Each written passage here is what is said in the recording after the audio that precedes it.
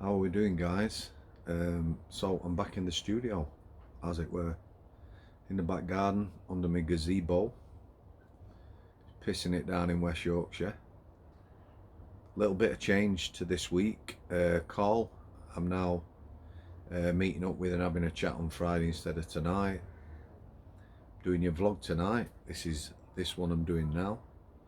There will be content Thursday and there will be content Friday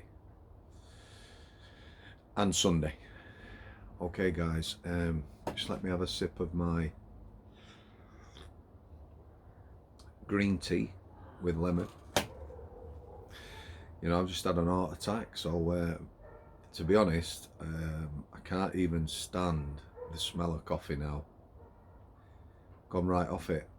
Used to have 3 or 4 strong cups a day before dinner. It's knocking me sick, so I'm on the green tea, and surprisingly enough, it tastes like normal tea. I'm taking it black, no sweetener, just a squeeze of lemon. Okay, so I'm trying to look after myself. So today's vlog, I'll do it without emotion. Somebody asked me a question. Oh, the emails, right? realporridge@outlook.com. Some of you emailed, I know that, because I've asked you to. I will catch up with them tomorrow. But for now, somebody asked me, I talk a lot about conflict as a prison officer. Not everyone had as much conflict as me. Sometimes, you know, I could be my worst own enemy. That don't mean I started the conflict, but I would challenge people. You know, quite often people I work with said, just leave it.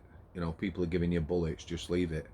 However, you know, if I knew I was right, I would challenge people.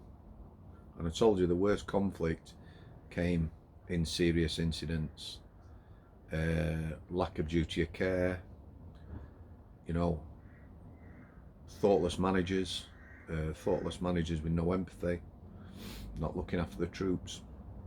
I didn't have to think too hard about this one, but this is probably the best example of conflict that I could come up with.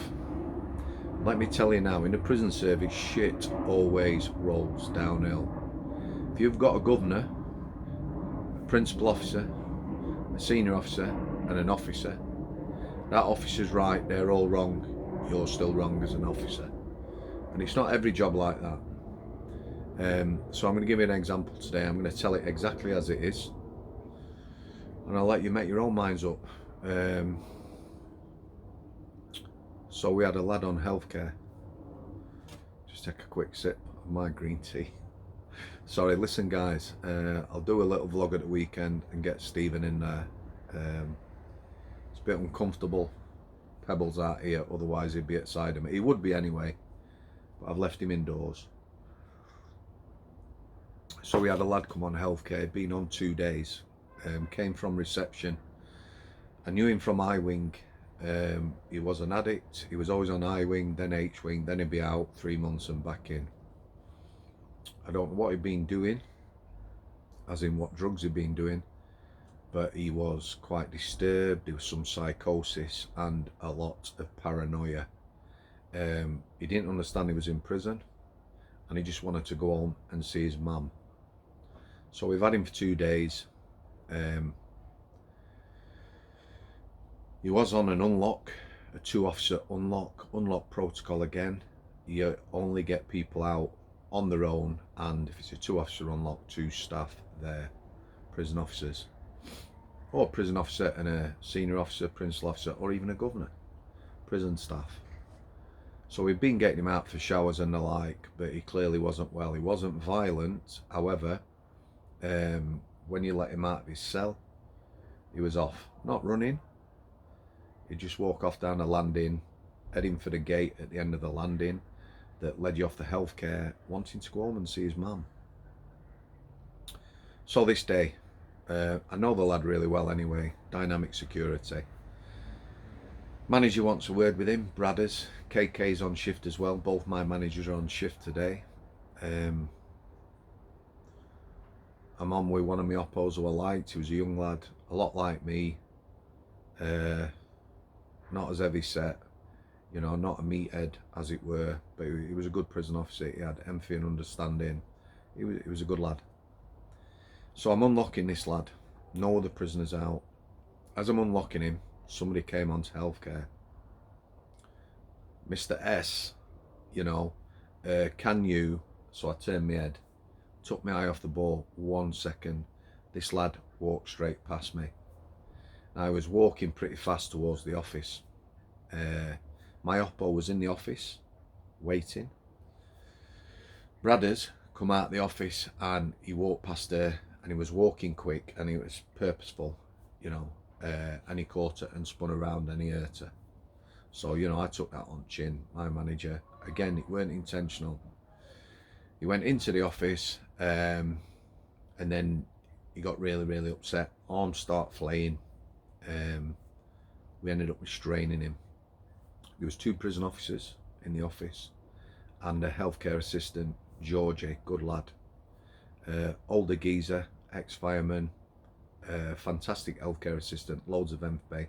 And as a prison officer, when we were short, guys like George used to help out. You know, they'd make numbers up, they'd sit with you in association, anything they could. They weren't prison staff, they weren't prison officers, they weren't CNR trained, control and restraint. Yeah, they were healthcare staff. They were employed by, I think at that time it was Manchester Mental Health. Anyway, got into quite a violent struggle with this lad. I've already told you, he weren't well. George mucked in, so there's 3 of us. We restrained him and subdued him without too many problems. You know, minimum use of force on the floor, holding him. I'm talking to him, de-escalating. He's paranoid, I know that. He wants to go home to his mum. I'm talking, bam, bam, bam, focused. Yeah, and he's talking to me. So he stopped thrashing now. The alarm bell's being pressed. The troops have arrived on the landing, quite a lot of troops. Senior officer, pretty much first on scene. So let me explain the role. Anybody can control an incident, yeah? Prison officer to governor. I'm there. I'm involved in a restraint. I'm talking to him. I am taking the lead role. So then I've got my oppo, who was already in the office, and Johnny Boy has come to join us. George has now stepped back. He was assisting us. So I've got 2 good lads. I'm talking to him, talking to them. They're happy for me to speak to this lad. The SO says, do you need any help? I said no. I can't remember whether she asked me or I asked her about cuffs. I was happy to walk him to his cell. On the healthcare, when you restrain people, you would put them back in the cell. They're not going anywhere if they're a healthcare patient. They're staying on healthcare. On a wing, in a restraint, they would go to the segregation unit. So there's no handcuffs. The lad is now compliant. He's upset. He's sobbing. I'm talking to him. He's saying he wants to see his mum. So we walk him a very short distance back to his cell. Less than 10 metres. Staff have cleared. You've got plenty of healthcare staff there now. My 2 managers. Plenty of prison staff. And there's 2 principal officers. So you've got prison officer, senior officer, who is a wing manager. Then you got principal officer, which is the grade between senior officer and governor. 2 of them there. No more staff required. I've already heard that on radio. That's what you do. If an incident was dealt with, no more staff. Walked him back to his cell. So I'm talking to the 2 lads. Now the procedure is, yeah, normally full relocation unless someone's compliant. This lad is compliant. A full relocation means you would, there is a set procedure for this, but you would take someone into a cell, kneel them down, lay them down, strip search them, and strip them of clothing if necessary. Yeah, there is a procedure for exiting that cell, which involves a figure 4 leg lock, which is extremely painful. That's with a non-compliant prisoner. That would enable the last member of staff in the cell to get out the cell safely. But this lad's compliant. I'm talking to him. So we've taken him into the cell. I've asked him to kneel down and I've asked him to lay down, which he has done. He's not struggling. The lads now are holding him. They haven't got locks on. Yeah, so I'm speaking to these two lads and I'm speaking to him. So I says to him, what I need you to do is to be calm, stay on the floor. These two lads are going to let go of your arms, which they did. He's not struggling. I'm still talking to him. I says, what I'm going to do now, I'm going to ask these two lads to leave the cell. Yeah, I'm staying here. So I've just got my hands on his back. He's compliant. Yeah, he's not struggling, he's not fighting. These two lads exit the cell. I says, right, I'm going to leave the cell now. Then I'm going to come back and talk to you and bring you a brew, a cup of tea. Are you okay with that? Yes, Mr. S. He's now using my name. He knows me. I stands up to come out of the cell. Blocking the cell doorway is the senior officer. The lass who's come on, the senior officer. I says, excuse me, move out the cell in order for me to get out the cell. She says, I'm not happy with this. I want a full relocation. Right, in the prison service, de-escalation in restraint situations, I've de-escalated. Yeah, a full relocation is for a non-compliant prisoner and it's extremely painful. There's only me and her. She's in the cell doorway, I'm in the cell. The other staff have exited. Common sense, anybody, any governor now, if a governor watched this, would tell you, you know, let me exit the cell. He stayed on the floor, let me deal with it. No. I want a full so me and her, I'm like, we're in conflict now. I said, move out of the cell, let me get out of the cell, shut the door. No, I want a full relocation. She's blocking the doorway. One of the principal officers says, back in the cell. So staff are now coming back in the cell. Yeah, I'm spitting my dummy out now. There's no need for this. I was in charge, she wasn't. She's overstepped the mark. Yeah. The staff come back in the cell. He is restrained, put in locks. He starts screaming. They did a full relocation. Yeah, that's figure of 4 and then out of the cell. I've gone down the landing now. I'm in the office with Bradders, who has hurt her arm where he caught her. Yeah, so my concern now is for my manager. One of the principal officers says in the other offices, 2 principal officers and the senior officer. So he goes in, yeah. Now at this point, I'd have settled for a score draw. That senior officer was out of order. She overstepped the mark. I was in charge. She escalated that situation. She escalated it. She doesn't know mental health. It was my unit. I knew the lad. She escalated it. The 2 senior officers, principal officers, sorry, start having a go at me. So I'm listening. I says, what's happened there? I've dealt with something. I've de-escalated. We should have been out of the cell. The senior officer has escalated that situation. You, that's me, they say, have made us look idiots. Whether it's them 3 have made look idiots or the prison service, I don't know. Plenty of people were there and saw what happened.